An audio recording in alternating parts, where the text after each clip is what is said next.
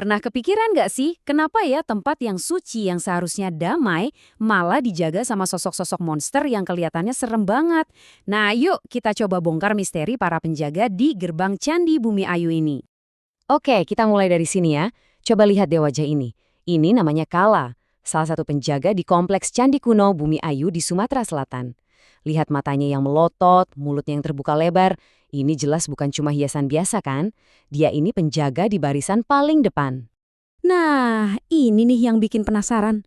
Kenapa coba orang bangun tempat ibadah yang tenang dan sakral, tapi di gerbangnya malah dipasangin makhluk-makhluk paling serang? Sebenarnya, apa sih yang mereka jaga?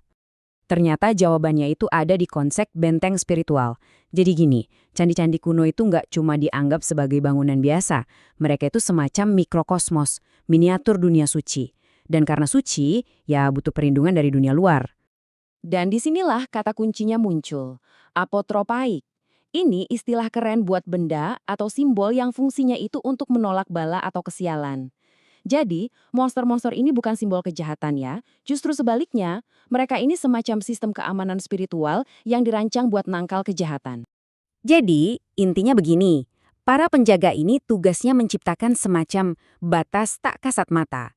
Mereka yang memisahkan dunia sakral di dalam candi, yang dianggap murni dan teratur, dari dunia luar atau dunia profan yang dianggap kacau dan penuh energi negatif.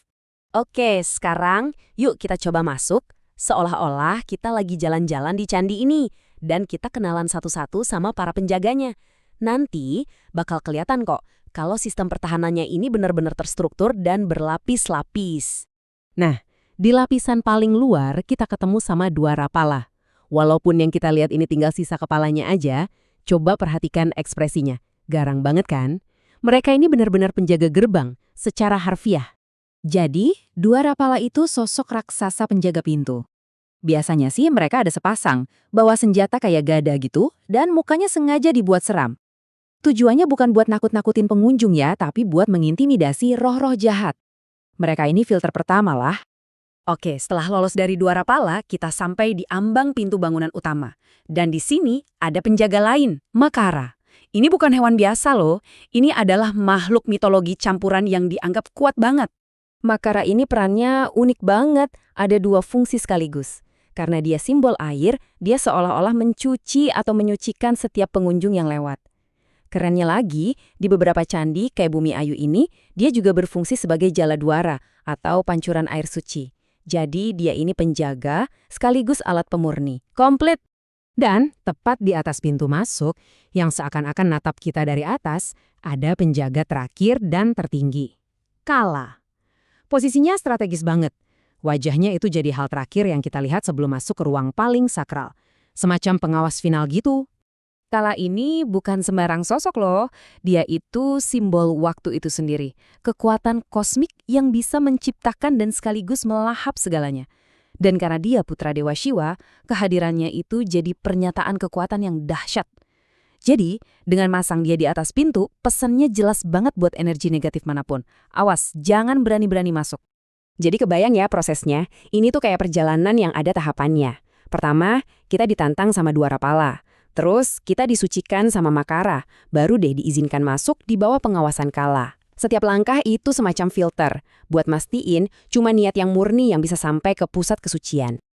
Eits, tapi ceritanya belum selesai. Soalnya, di Candi Bumi Ayu ini ada yang spesial banget. Para seniman di Sumatera zaman dulu itu nggak cuma niru gaya dari Jawa atau India. Nggak, mereka menambahkan sentuhan khas mereka sendiri. Coba deh lihat bedanya. Kalau di Bumi Ayu, kalanya itu digambarkan tanpa rahang bawah. Jadi kelihatannya kayak topeng kosmik gitu. Nah, makaranya lebih unik lagi. Biasanya kan mulut makara itu isinya singa atau burung ya. Di sini, isinya justru sosok manusia atau prajurit. Ini sentuhan lokal yang beda banget. Ini tuh nunjukin sesuatu yang penting. Artinya, komunitas Hindu di Sumatera Selatan waktu itu pede banget sama budaya mereka sendiri. Mereka nggak cuma ngambil tradisi besar dari luar, tapi juga berani mengadaptasinya, menciptakan gaya lokal yang khas, dan nunjukin identitas mereka.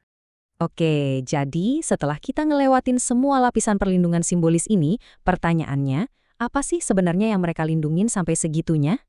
Dan inilah jawabannya, yang mereka jaga dengan sangat ketat itu adalah Arca Nandi, sang lembu suci. Buat yang belum tahu, Nandi ini adalah wahana atau kendaraan sucinya Dewa Shiva. Dia itu simbol kesetiaan, kekuatan, dan juga dharma. Penting banget perannya. Nah, jadi sekarang semua kepingannya nyambung kan? Dwarapala, Makara, dan Kala itu bukan sekedar monster yang dipajang asal-asalan. Mereka semua adalah bagian dari satu sistem, satu benteng simbolis yang utuh yang dirancang khusus untuk menjaga dan menyucikan ruang bagi kehadiran Dewa Shiva. Dan bayangkan, udah berabad-abad lamanya para penjaga batu ini berdiri diam di sana, terus menjalankan fungsi apotropoik mereka. Mereka ini jadi pengingat abadi tentang cara pandang peradaban kuno terhadap dunia, sebuah dunia di mana hal yang sakral itu butuh banget perlindungan kuat dari hal yang profan. Nah, ini jadi bahan renungan buat kita semua.